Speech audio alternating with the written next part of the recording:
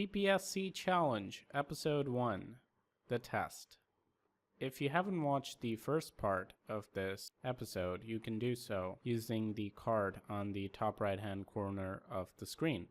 For the rest of us who have been eagerly waiting for the results, without further ado, let's get started. As you can see, this is the same system. We do have Sophos, Komodo, and Google Chrome installed with the Avira browser safety plugin. Now we're going to perform a link test and see how the system holds up. We are trying to find the best security combination possible when it comes to free security, and this is the first episode. First two links have been blocked. I'm expecting to see the screen quite often since I've tested this browser safety plugin independently before. We're on to the fourth URL. So far, everything has been blocked.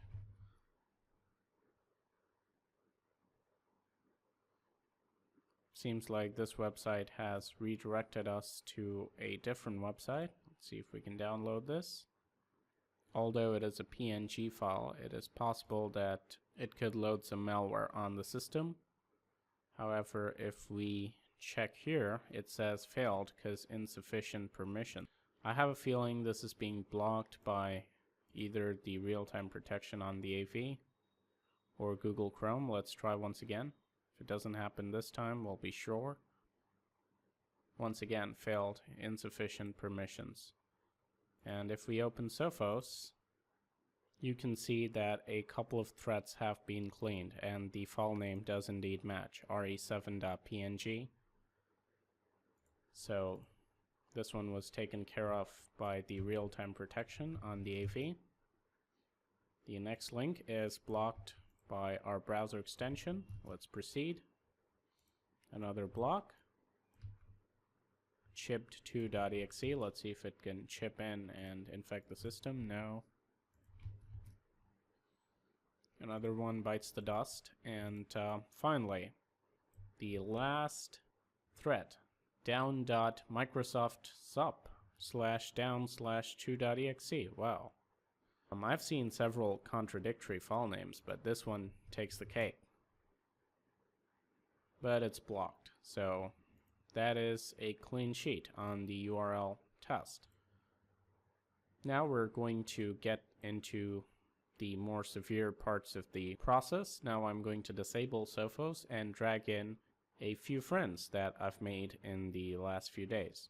I was just kidding. These guys aren't my friends. They are some of the deadliest threats out there. Well, not really deadliest. I just made that up. But yeah, one thing's for sure. They aren't friendly. So we've got 1,000 malware samples in this folder. We're going to do a right-click scan and find out what the detection ratio is for Sophos, which we're using as the main real-time scanner on the system. We are already into the scanning process. Now I'm going to pause the video and I'll be back when this is done. Alright, it is story time because a lot of things have happened that need explaining. So first of all, I ran several scans with Sophos. They took forever. That's one downside I'm just going to mention right away. Sophos takes really a long time to perform their scan and, more importantly, removal. And I believe the reason is it does a very thorough scan and it actually disinfects a lot of files. And there's no way to change that option. So if you just want to delete one without attempting to clean it, it won't let you do that. I can understand that it wouldn't be a big deal in a real scenario. It just makes my testing a little bit harder. Now, something else I need you to note is that we still have 419 items left in the folder. And it's still detecting a few things, as you can see. I just scroll by and it's detecting a few more items, but it's not removing them. So there's really nothing I can do about it. So I'm just going to leave it as it is, and I'm going to proceed because I've spent at least an hour trying to get it to detect and remove as many of these as possible. Now, although the detection ratio may sound pretty bad, considering it's pretty close to, I guess, 60%, but these are different samples. These are not the regular samples that you usually see in all my other videos, and you are going to see these samples in future videos, because the detection ratio was getting quite saturated towards like 100%. So I tried, switching out some samples and getting a more elaborate sample size with a bit more variation, but lower detection ratios, and a lot of these are also PUPs. So the detection ratio standards are going to be a little bit different on these. Now, I can't guarantee that, since this is the first test I'm conducting with these newer samples, but in the future we will see how other products perform, and I'll keep giving you guys updates. I mean, that's the whole point. So our focus on this test is going to be on whether or not any of this malware is able to infect the system, which is really what matters. So I'm going to start executing these files one by one. I haven't changed any settings on any of the products, and we'll just keep executing as many of them as possible, and let's see what happens. It'll be interesting to find out. Now, that thing said no internet connection, but as you can see, I do have internet connection. Stupid malware. Okay, I'm just going to disable audio because we don't want this beeping all the time. A lot of files may fail again because they might have been disinfected too. To be honest, I am a bit confused as to how much of it was because Sophos disinfected things and how much of it is because of the newer samples. I really don't know, and there's one way to find out. Just run as many of them as possible, and we'll see what happens. We'll see if any of these actually manage to infect the system. If we can get at least one of these threats to do something harmful. Okay, most of these are not working, as for what I can see. Of course, there's no way to see threats making startup items. There's no way to see things happening in the background. That's the whole point with malware. So, as usual, we'll be running our second opinion scanners. Since we do have a ton of files, I'm trying to execute as many of them as possible.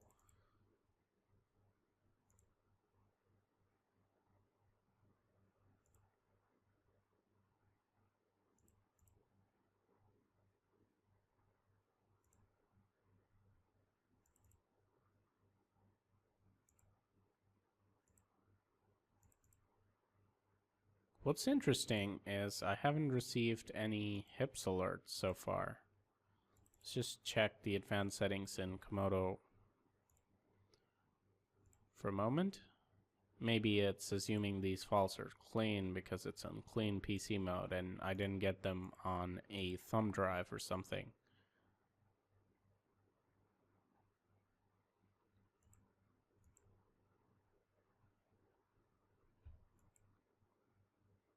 That's probably why they're not being sandboxed.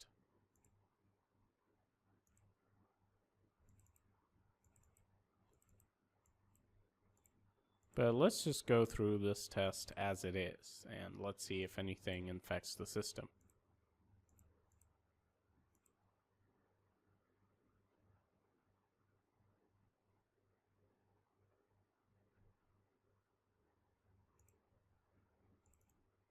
That thing doesn't really look like actual malware. I mean, a lot of broken executables and... oh, computer's being restarted. This is very interesting.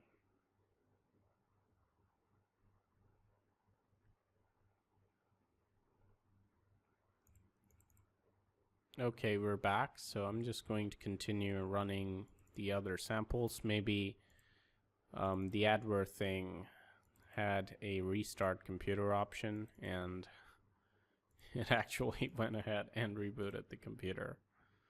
I couldn't really tell because the language would be gibberish to me. Wow, most of these are failing. I'm just gonna try to run a few more, maybe from somewhere else.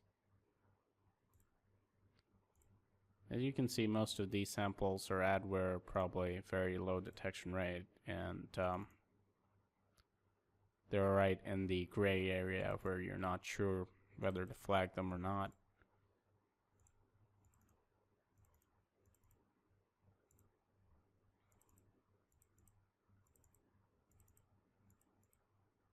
Ah, here's the game. Let me start playing. I'm actually stuck playing a game.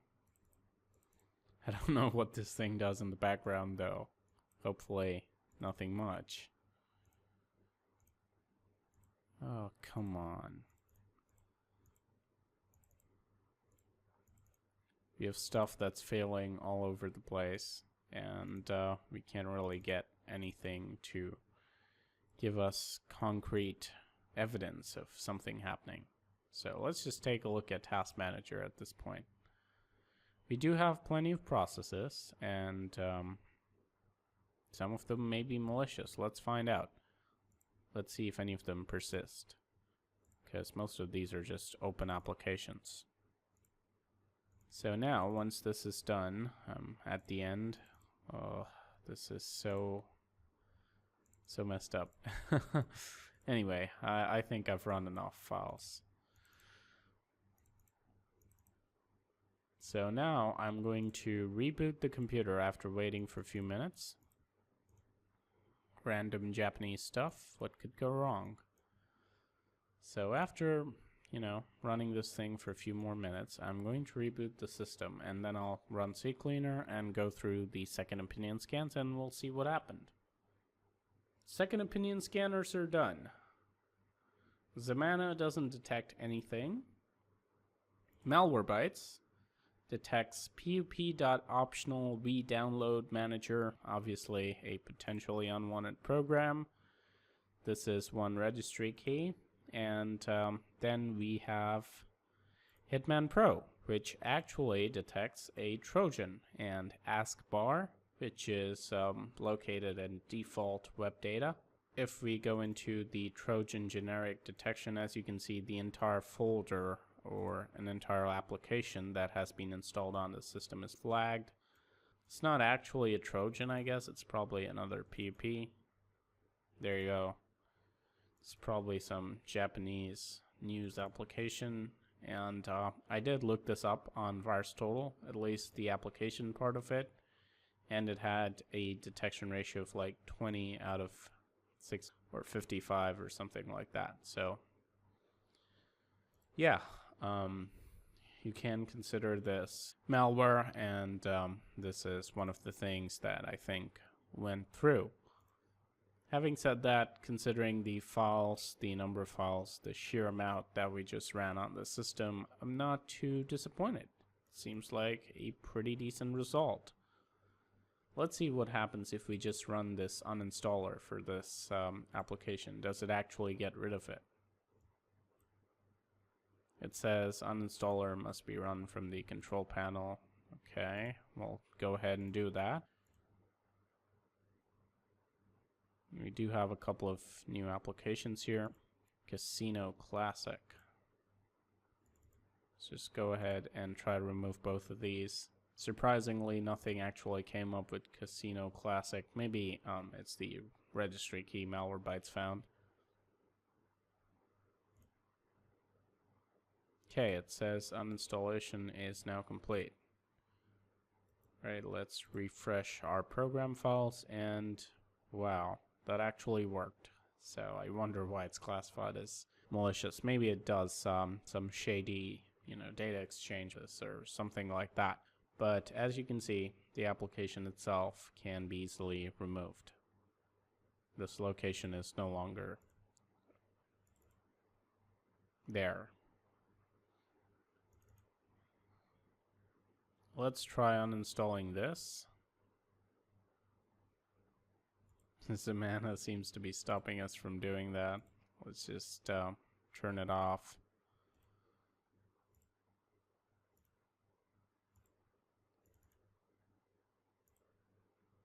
And it seems to have disappeared.